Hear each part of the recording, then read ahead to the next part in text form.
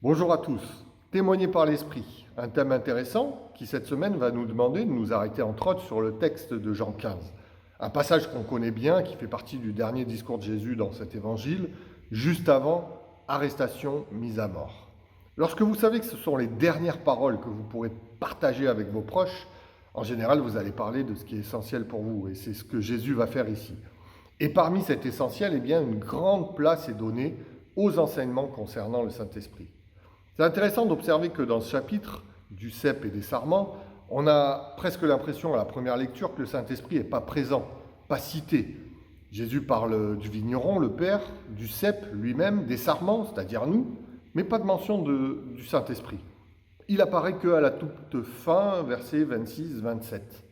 Et pourtant, même s'il n'est pas nommé, eh bien, il est omniprésent.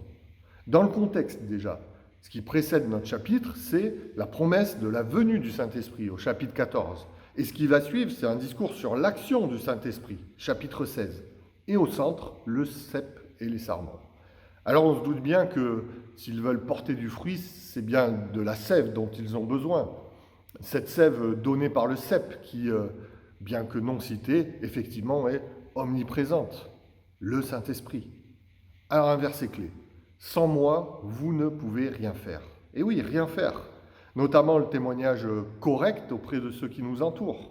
Or, la présence de Jésus, de Dieu, aujourd'hui, passe par la présence du Saint-Esprit en nous. Il est envoyé, donné, offert, nous dit-on.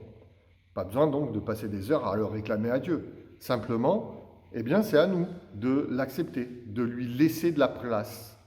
Le verset 26 nous dit que si nous laissons le Saint-Esprit venir en nous, alors il rendra témoignage de Jésus. Donc c'est Dieu lui-même qui fait le job. On comprend bien que du coup, il nous affirme que sans lui, nous ne pouvons rien faire. Quelle est notre part alors? Entretenir, prendre soin de notre connexion au cep, afin que la sève soit en nous.